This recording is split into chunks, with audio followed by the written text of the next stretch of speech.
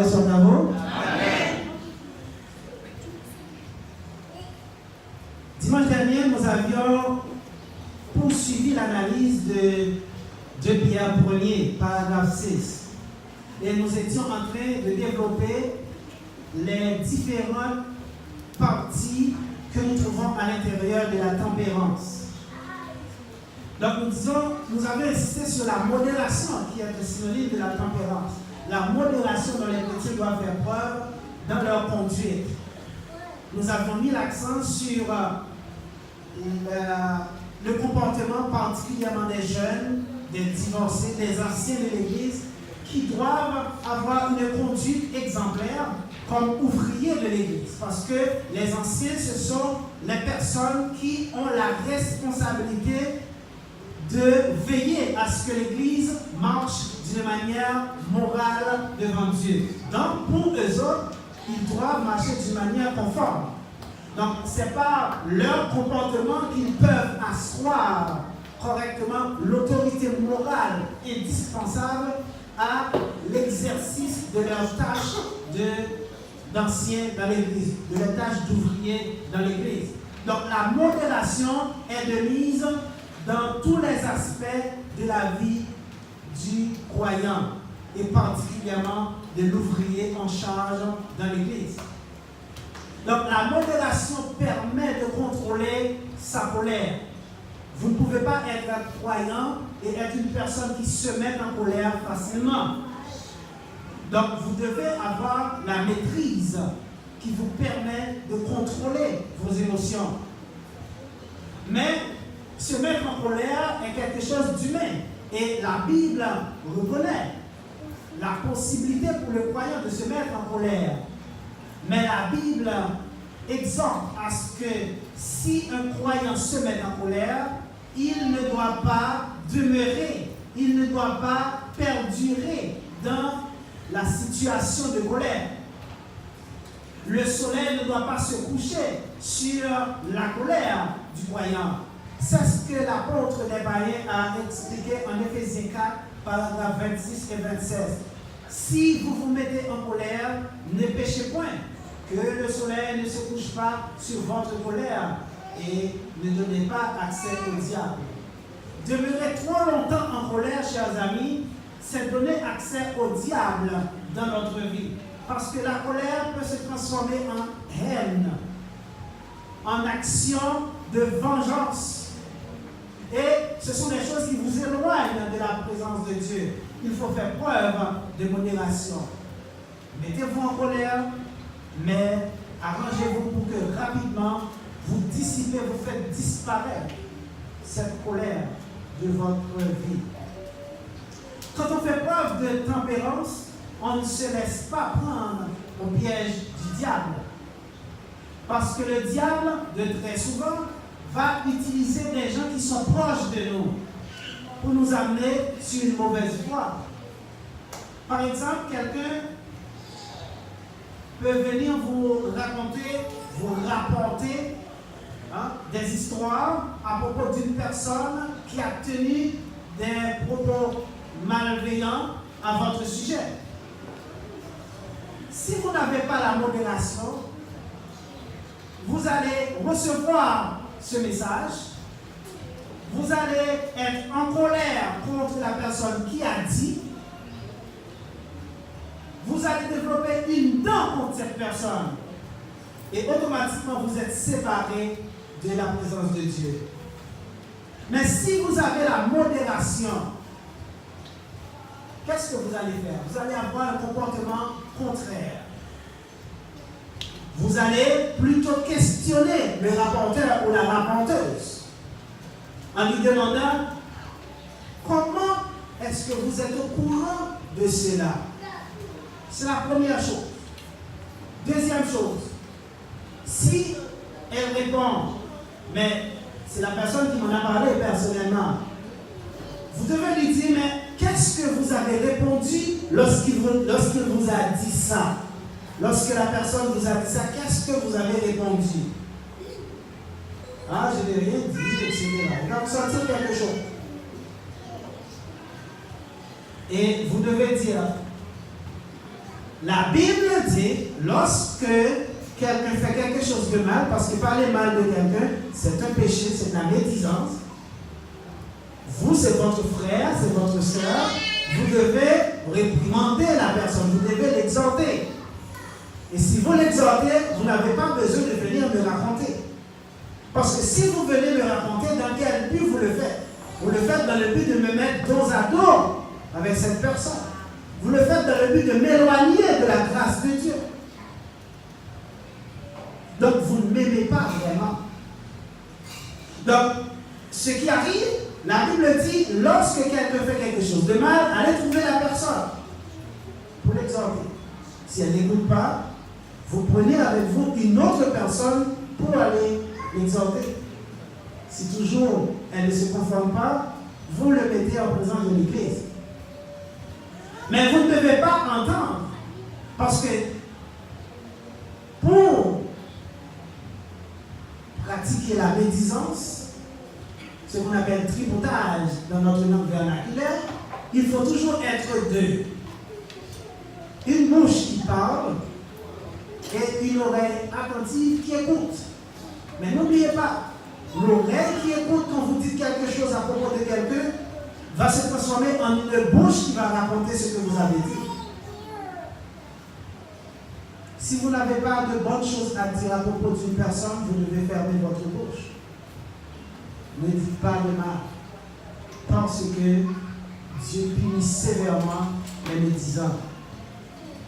Il ne faut pas donner accès au diable, mes chers frères et sœurs. Pour participer à la nature divine, il faut savoir pardonner.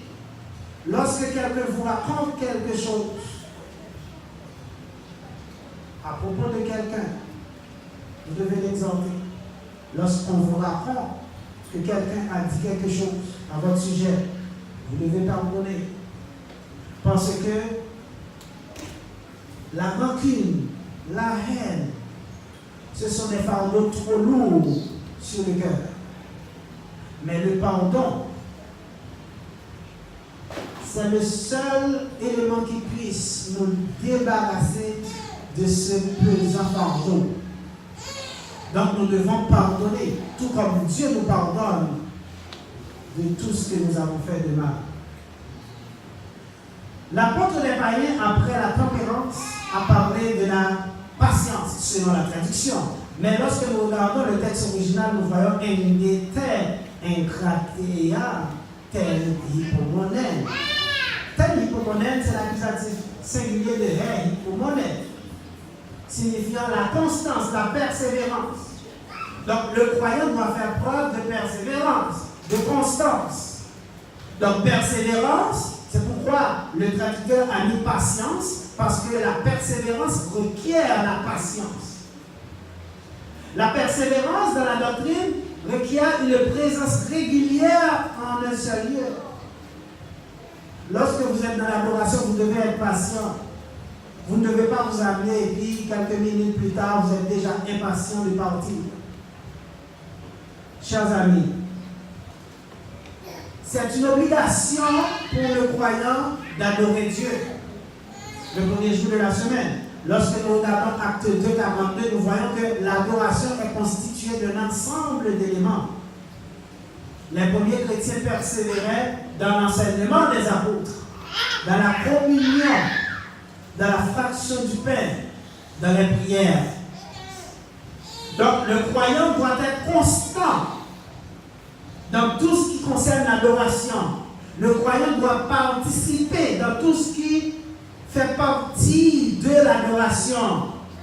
On peut adorer quand on veut, on ne peut adorer de manière sporadique quand ça nous enchante. On doit adorer continuellement. C'est ce qu'on appelle la persévérance. C'est la présence régulière en un lieu. Donc, la persévérance exige non seulement une présence régulière, mais aussi la participation à tous les éléments qui constituent, qui définissent l'adoration. En effet, le croyant a des responsabilités envers Yahweh, telles que le croyant doit être présent est présent à l'heure, le premier jour de la semaine, pour adorer Dieu. Donc la régularité et la ponctualité sont importantes dans l'adoration. La présence régulière, chaque premier jour de la semaine, nous devons nous réunir pour adorer Dieu. Parce que l'adoration demande ce sacrifice de temps, de déplacement. Deuxièmement, le chrétien doit être attentif à l'enseignement de la doctrine afin d'apprendre comment vivre selon la volonté de Dieu. Il persévérait dans l'enseignement des apôtres. Dans la communion. La communion ici, ce n'est pas la fraternité, communion fraternelle, c'est pas. Il n'y a pas communion fraternelle dans l'original. On a koinonia. C'est la collecte. La communion, ici, c'est la mise en commun de toutes les offrandes et dîmes apportées pour la bonne marche financière du corps de Christ. Il n'y a pas d'adoration sans offrande. Il n'y a pas d'adoration sans sacrifice. C'est votre offrande qui constitue le sacrifice que nous faisons pour l'adoration, parce qu'on ne sacrifie plus d'animaux. Donc, c'est une obligation pour les croyants de payer leur dîme. Donc, selon la dimension de bénédiction reçue de la part de Dieu, l'adorateur doit apporter régulièrement, le premier jour de la semaine, une offrande pour Dieu. Sans offrande, votre adoration est incomplète. Parce qu'il y a plusieurs éléments qui font partie de l'adoration, qui définissent l'adoration. Et en passant, il faut savoir que la dîme que vous apportez, Mayaser, c'est la 10e partie de ce que vous avez généré comme richesse pendant la période. Donc vous devez, on appelle ça une mesure qui vous permet d'évaluer ce que vous donnez au Seigneur. Donc vous le donnez, mais le Seigneur requiert cette offrande pour l'entretien, pour le bien-être des prédicateurs, de ceux qui annoncent l'Évangile. Si vous regardez en Nombre 18, paragraphe 21, dans l'Ancien Testament, Yahweh a dit « Je donne comme possession aux fils de Lévi toute dîme en Israël pour le service qu'ils font, le service de la tente d'assignation. » Dans le Nouveau Testament, le même principe demeure en se référant à cette règle établie dans l'Ancien Testament que nous venons de lire en Nombre 18, paragraphe 21. Paul, sous l'inspiration du Saint-Esprit, a dit que celui qui prêche l'Évangile doit vivre de l'Évangile. 1 Corinthiens 9, versets 13 et 14. Ne savez-vous pas que ceux qui remplissent les fonctions sacrées sont nourris par le temple? Que ceux qui servent à l'autel ont part à l'autel? De même aussi, le Seigneur a ordonné à ceux qui annoncent l'Évangile de vivre de l'Évangile. Donc, ceux qui annoncent l'Évangile, ceux dont la tâche est de prêcher l'Évangile, est de partager l'enseignement, ceux-là ont le droit de vivre de l'Évangile. Pour ceux qui pensent que la dîme fait partie de la loi mosaïque, parce que souvent on entend que les gens disent mais la dîme c'est la loi mosaïque, on n'est plus sous la loi mosaïque, etc. Nous leur disons qu'ils se trompent royalement. Car Moïse, qui a donné la loi, qui a reçu la loi du Seigneur, pour la donner au peuple, Moïse n'était même pas encore né lorsqu'on a commencé à payer la dîme. Lorsque le principe de la dîme a été institué, Moïse n'était même pas encore né. Lisez pourquoi. J'invite ces gens à lire Genèse 14, paragraphe 20. Béni soit l'Élohim très haut, qui a livré tes ennemis entre tes mains. Ça, c'est Melchisédek qui parle. Et nous voyons, et Abraham lui donna la dîme de tout. Lui, ici, remplace Melchisédek. Vous connaissez l'histoire de Melchisédek, le roi de Salem. C'est quelqu'un qui n'a ni père ni mère. C'est Dieu qui était parmi les hommes sous forme de Melchisédek. Abraham a payé la dîme à Melchisédek. Et lorsque vous lisez, Melchisédek, c'est celui qui était le souverain sacrificateur. Dans cette période, c'est la figure emblématique. Et Jésus-Christ est devenu aussi souverain sacrificateur, selon l'ordre de Melchisédek. Donc c'est pourquoi lorsque vous lisez Hébreux 7, paragraphe 1 à 28, lorsque vous lisez le chapitre des Hébreux tout entier, vous allez voir que lorsque vous payez la dîme, on atteste, c'est une attestation de la vitalité de Jésus-Christ, que Jésus-Christ est vivant. C'est pour ça que vous payez votre dîme. Ceux qui ne payent pas la dîme, ce sont ceux qui disent que Jésus-Christ n'est pas vivant. Ils ne croient pas à la vitalité de Jésus-Christ. Pour eux, Jésus-Christ n'est pas ressuscité. Il est encore dans la tombe. Mais pour nous qui payons notre dîme, c'est une façon de prouver que Jésus-Christ existe et qu'il est toujours vivant. Chers amis, poursuivons avec les éléments qui définissent l'adoration. Nous sommes toujours en acte 2, 42.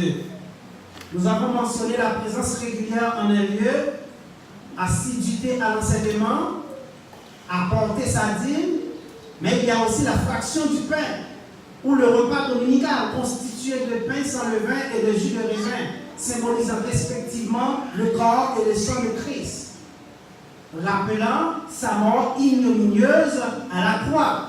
Donc chaque fois que nous participons dans le repas dominical le premier jour de la semaine, nous célébrons la mort de Christ. Nous rappelons la mort de Christ à la croix. Et nous avons aussi les prières en acte 2, 42.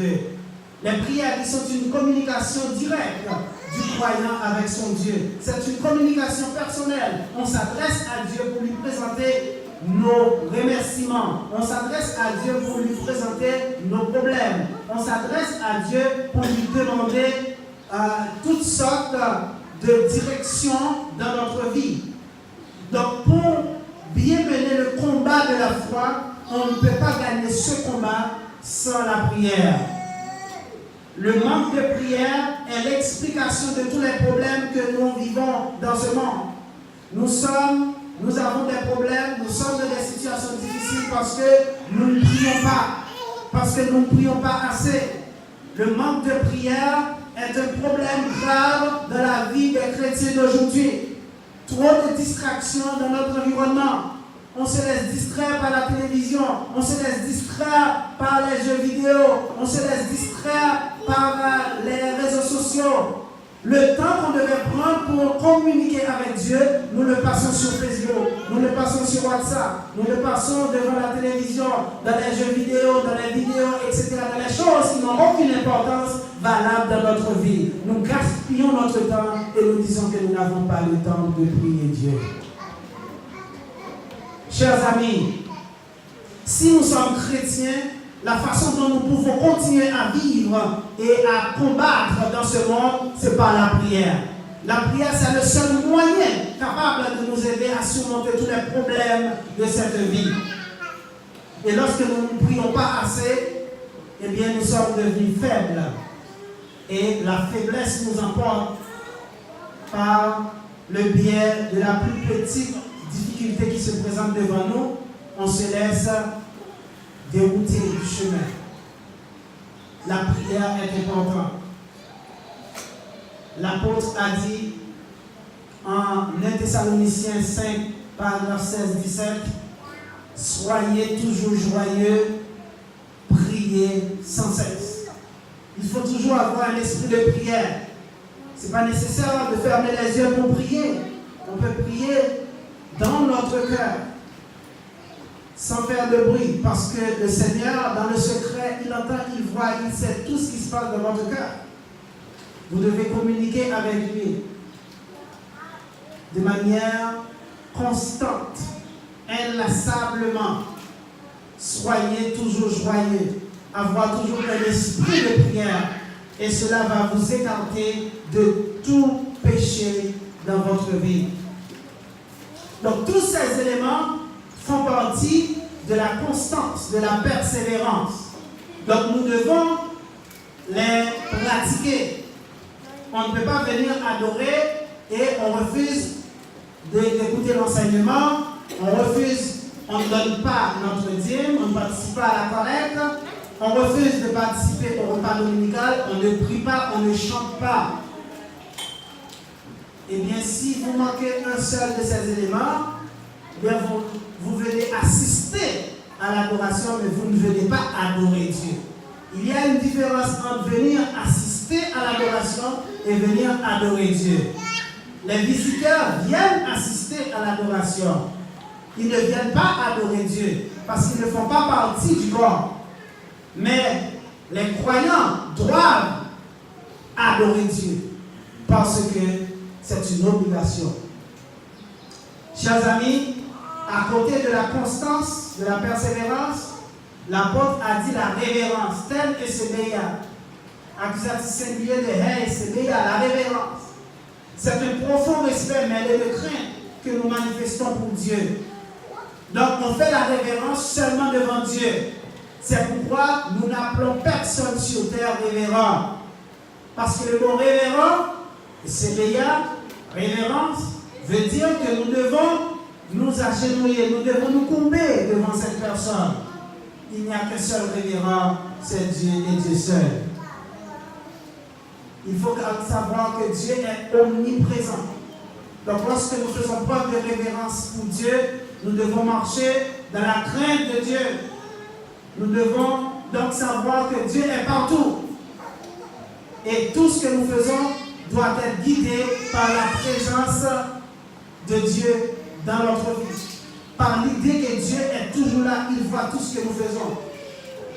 C'est par crainte de Dieu, c'est par révérence pour Dieu que nous faisons toujours profil bas de les situations où nous aurions pu nous exploser. Hein? Certaines fois, des personnes nous attaquent, on ne réplique pas. Donc ces gens pensent que nous sommes des lâches, des pouvoirs. Hein? Ils pensent que nous sommes des personnes qui sans courage. Mais ce n'est pas par couradise que nous réagissons pas, ce n'est pas par lâcheté, mais c'est par crainte de Dieu, par révérence. Quelqu'un vous dit des choses déplacées, vous cherchez des noirs. Quelqu'un vous provoque. Mais vous voyez dans votre tête, vous auriez pu effacer cette personne devant vous en un clin d'œil. Mais qu'est-ce que vous faites? Vous secouez la tête, vous souriez et vous continuez votre chemin. Pourquoi? Parce que Dieu, il est contre la violence. Pourquoi vous faites profil bas? Pourquoi vous ne vous défendez pas? Parce que vous savez que Dieu a dit à moi la vengeance, à moi la rétribution. Et vous laissez à Dieu le soin d'agir à votre place. Amen. Parce que ce brigand qui vous provoque, eh bien, quelques mètres ou quelques kilomètres plus tard, en avant de lui, il va trouver un autre brigand comme lui qui va correspondre avec lui. Mais vous devez faire profil bas dans les situations de provocation. Ne vous vengez pas, parce que nous avons quelqu'un qui est là pour nous venger. Chers amis, l'apôtre a aussi mentionné qu'il faut ajouter à côté de la révérence l'amitié. Hein? L'amitié, ten Philadelphia, accusatif singulier de He Philadelphia. L'amitié. Donc, Yahweh est contre l'inimitié. Nous devons développer et entretenir des relations d'amitié entre frères. Nous ne devons pas être ennemis. Nous ne pouvons pas être ennemis. Mon frère, ma soeur, nous devons avoir des sentiments d'amitié, d'amour qui nous unissent. Nous devons éviter toute inimitié. Oui, certainement, quand on parle d'amitié, il y a différents niveaux. On peut être amis, on se salue. On n'a pas d'autres relations. On peut être amis, mais on partage des choses ensemble. On partage un repas. Il y a différents types d'amis. C'est vous qui choisissez à quel niveau vous devez être. Vous devez vous lier d'amitié avec une personne. Ça vous appartient. Mais ce que vous n'avez pas le droit de faire, c'est d'avoir des ennemis. Les ennemis, c'est répréhensible. Vous ne devez pas avoir des ennemis, mais vous devez avoir des amis. Quand nous disons amis, ça veut dire quelqu'un avec qui vous n'êtes pas ennemis. Parce que le contraire des ennemis, c'est amis. Mais il y a différents niveaux d'amitié. Donc il est important que les croyants se lient d'amitié entre eux. Parce qu'une amitié entre deux croyants, c'est quelque chose de bénéfique pour les deux personnes. Lorsque vous vous liez d'amitié avec un frère, une sœur, vous ne devriez pas avoir des appréhensions. Parce qu'on est entre frères. S'il y a des appréhensions, il y a quelque chose qui ne marche pas. Parce que nous avons la même croyance. Et souvent, l'hypocrisie est quelque chose qui fait rage. Parce que le diable, il va toujours trouver un moyen pour entrer, pour s'installer au milieu de nous. Mais c'est à nous de boucher tous les trous pour empêcher au diable de rentrer au milieu de nous. Parce que si deux frères, deux sœurs, deux chrétiens sont amis, eh bien, l'une peut apporter une valeur à la vie de l'autre. Matériellement et spirituellement. Parce que la conversation entre deux frères et deux sœurs doit toujours être animée de la crainte de Dieu. Si mon ami a un problème, je ne vais pas conseiller mon ami à faire quelque chose qui est contre la volonté de Dieu. Le chrétien ne peut pas avoir comme meilleur ami quelqu'un qui n'a pas la crainte de Dieu. Le chrétien ne doit pas avoir comme meilleur ami une personne qui ne croit pas en Dieu. Quel conseil cette personne va vous donner? Parce que lorsque vous avez un problème, la personne vers qui vous vous tournez en premier, ce sont vers vos amis. Si c'est un frère qui a la crainte de Dieu, il va vous donner un conseil, un point de sagesse qui va vous permettre de rester, de garder, de conserver votre foi, de consolider votre foi. Mais si c'est quelqu'un qui n'a pas la crainte de Dieu, qu'est-ce qu'il va vous dire? Il va vous dire, il faut passer dessus. Il ne faut pas laisser les gens vous dire n'importe quoi, il faut réagir, là, il faut vous secouer, là, ramasser votre caractère. Il va vous inciter à la violence, à l'inimitié, à la haine, à la rancune. Mais si c'est un frère, si c'est une sœur, qu'est-ce que la personne va vous dire? Écoutez, Dieu demande qu'il faut pardonner. Peu importe l'énormité de préjudice que vous auriez pu subir, vous devez trouver à l'intérieur de vous la force nécessaire de pardonner. Parce que si vous ne pardonnez pas, Dieu non plus ne va pas vous pardonner. Voilà comment le conseil de celui qui a la crainte de Dieu va se présenter. Donc c'est bénéfique pour nous de nous lier d'amitié entre amis. Et un ami est là pour soutenir l'autre ami. Un ami chrétien ne va pas vous conseiller d'aller loin de la présence de Dieu. Il va vous conseiller de vous rapprocher de la présence de Dieu. Un ami, c'est quelqu'un qui est important dans la vie de tous les jours. Personne ne peut vivre sans amis. C'est impossible. Mais vous devez choisir avec qui vous devez vous lier d'amitié. Parce que ce n'est pas tout le monde qui sait comment gérer l'amitié. Il y a des amis, vous devez vivre avec eux avec distance. Quand on est prêt, ça ne marchera pas. Il faut les gérer à distance, avec remote control, télécommande. Il y a d'autres que vous pouvez être avec, parce que ce sont des gens de bonne manière.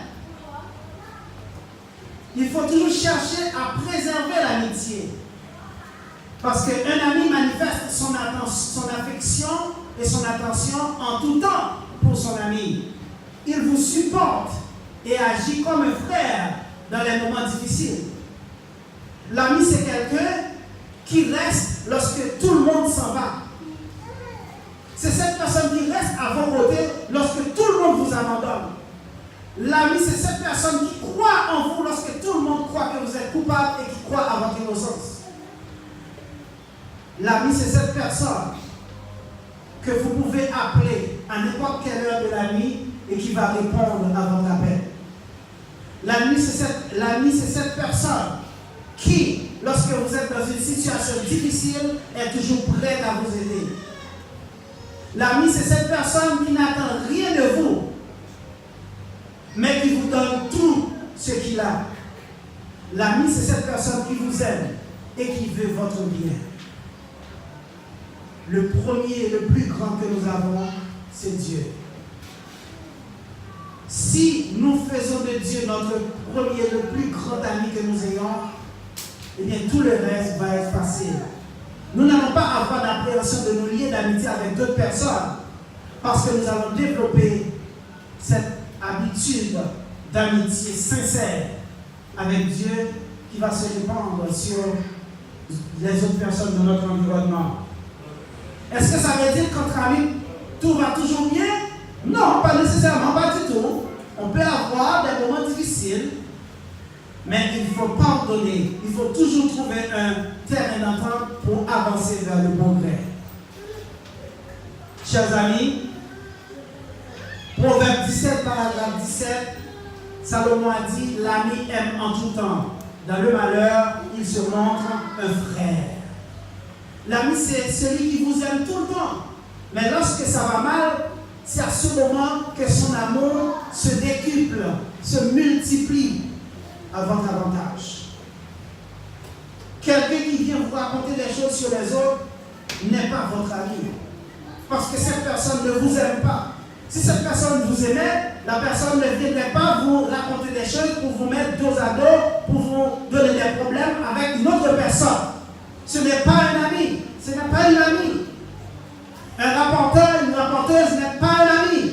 Il faut vous écarter, il faut prendre la distance avec ce genre de personnes. Vous devez avoir auprès de vous des gens qui vous encouragent à conserver votre foi, des gens qui vous encouragent à marcher d'une manière digne de la doctrine du Christ, et non des gens qui vous éloignent de la présence de Dieu. Amen. Si quelqu'un vous éloigne de Dieu, ce n'est pas un ami, c'est un ennemi. Un ami ne favorise pas la division. Un ami favorise l'unité. Un ami favorise la paix, l'harmonie. Salomon a dit en Proverbe 16, paragraphe 28, l'homme pervers excite des querelles. Des querelles sont excitées par l'homme pervers. Donc quelqu'un qui excite des querelles, qui vient vous raconter des choses sur quelqu'un d'autre, c'est un pervers. Parole de Salomon. Et il a dit, le rapporteur divise les amis. Le rapporteur. La langue de vipère, la langue fourchue. C'est quelqu'un qui divise les amis. Parce que quand vous dites mal, vous parlez mal de quelqu'un, ou bien vous rapportez à quelqu'un ce que quelqu'un a dit de mal de lui, vous pensez que la personne va être contente? Non! Vous voulez diviser les amis.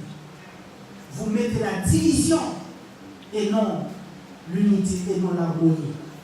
Et vous allez payer chèrement votre péché devant Dieu. Proverbe 17, paragraphe 19. L'ami, qu'est-ce qu'il fait? L'ami couvre les péchés. L'ami pardonne les péchés. Proverbe 17, paragraphe 9. Celui qui couvre une faute cherche l'amour. Celui qui la rappelle dans ses discours divise les amis. Lorsque vous pardonnez, eh bien, vous favorisez l'amour, vous recherchez l'amour, l'harmonie avec votre entourage. Mais lorsque vous rappelez toujours les fautes commises par les autres dans vos discours, lorsque vous n'oubliez pas les fautes commises, eh bien, vous divisez les amis. La rancune, la haine, ce ne sont pas des choses qui doivent se trouver dans la vie du croyant. Nous devons pardonner, nous devons nous décharger de toutes ces fautes. Il faut savoir entretenir l'amitié. L'amitié, ce n'est pas le simple fait de tu es mon ami, on se parle, on est content et puis c'est fini là. L'amitié doit être entretenue par de petits cadeaux, par des choses concrètes. Quelqu'un qui est ton ami, c'est quelqu'un qui est toujours prêt à vous faire des cadeaux. Je remercie tous ceux qui, sans relâche, me font toujours des cadeaux. Merci beaucoup. C'est une preuve d'amitié. C'est une preuve de considération que vous avez pour moi. Soyez remerciés. Parce que les cadeaux témoignent de l'affection de la personne pour son ami. Quand vous avez un ami, vous lui donnez quelque chose. Parce que l'amitié et l'amour sont les sentiments les plus importants dans la vie des êtres humains. Hein? Certaines personnes se disent votre ami, mais n'ont jamais rien à vous donner. Ce n'est pas un vrai ami, ça. L'ami, c'est quelqu'un qui cherche toujours une occasion pour vous donner quelque chose. On ne parle pas de choses extraordinaires, de choses extravagantes. On parle de petites choses. Hein? Ça entretient l'amitié. Ceux qui le font déjà très bien, continuez. Ceux qui n'ont pas l'habitude. Ceux pour qui donner est un problème extraordinaire parce qu'ils n'aiment pas donner. Ce sont des mers mortes. Vous connaissez l'histoire de la mer morte? C'est une mer qui est tellement salée qu'il n'y a aucun poisson dans cette mer. Et même les poissons qui, par accident, se trouveraient dans cette mer mourraient parce que son taux de salinité est trop haut. Vous ne devez pas être comme une personne qui reçoit toujours, qui ne donne jamais rien. Vous ne devez pas être radin, en chiche. Vous devez être quelqu'un qui aime donner. Parce que donner, c'est une preuve d'amour. C'est pourquoi vous ne devez pas avoir de gêne de recevoir des cadeaux des autres. Parce que les cadeaux sont une preuve d'amour de la part de la personne qui les donne. Jean 3,16. Car Dieu a tant aimé les hommes qu'il a donné son Fils lui, afin que quiconque croit en lui ne périsse pas, mais qu'il ait la vie éternelle. Dieu nous aime, il a donné son Fils. Il n'y a pas d'amour sans l'action de donner. L'amour se manifeste par le biais du don que nous faisons. Chers amis, après avoir accepté l'Évangile, nous devons faire preuve de bonne manière. Nous devons avoir la tempérance, la modération dans tous les aspects de notre vie. Nous devons aussi persévérer, persévérer dans l'adoration, persévérer dans la pratique de l'Évangile. Nous devons aussi faire preuve, manifester le sentiment d'amitié entre nous. Parce que si nous nous lions d'amitié, eh bien, notre vie va être meilleure. Et nous devons savoir que nous devons entretenir l'amitié. Mais pour comprendre l'importance de ces éléments, il faut commencer par la première étape. Ajouter à l'évangile que vous avez reçu la bonne conduite. Maintenant, il faut d'abord accepter l'évangile. L'évangile est constitué de la mort de Christ, son ensevelissement, sa résurrection et son apparition à ses faces. C'est lorsque vous acceptez ces 4 éléments et que vous êtes ajoutés dans le corps, vous allez comprendre comment vivre selon la volonté de Dieu. S'il y a une personne qui veut aujourd'hui être ajoutée dans le corps, le moment est propice. Le message est lancé, l'appel est lancé. Il n'appartient qu'à vous de répondre. Et vous devez répondre par le baptême d'eau. C'est le seul moyen vous permettant d'être ajouté dans le corps. Si quelqu'un veut l'accepter aujourd'hui, vous pouvez avancer. Mais il faut savoir, il y a des personnes qui se trompent, qui disent « Ah, moi j'ai été déjà baptisé. » Est-ce que vous avez reçu l'évangile? Est-ce qu'on vous a expliqué que Christ est mort pour vous, qu'il est enseveli, qu'il est ressuscité, qu'il est apparu à ses parents? Il est mort pour vos péchés. Il est enseveli, vous ne pouvez pas être disciple en secret. Il est ressuscité au dernier jour. Il est ressuscité le 3e jour. Il va vous permettre d'avoir le privilège d'être ressuscité au dernier jour. Il est apparu à ses faces pour donner l'ordre de prêcher l'évangile à tous les hommes, non seulement aux Juifs, mais au monde entier. Voilà le message que vous devez recevoir d'abord avant de vous faire plonger dans l'eau. Si vous étiez plongé dans l'eau sans avoir compris ou reçu ce message, eh bien, votre plongeon n'a pas d'importance devant Dieu parce que c'est le Saint-Esprit qui fait le baptême par le biais du message reçu. Et Corinthiens 12, 13. Si tout le monde l'a déjà fait de la foi de la manière, c'est très bien. Persévérer dans la doctrine. Mais si vous n'avez pas fait encore, il faut réfléchir à 2 fois. Que grâce et paix de Yahweh soit à vous, mettez-vous pour terminer. Amen.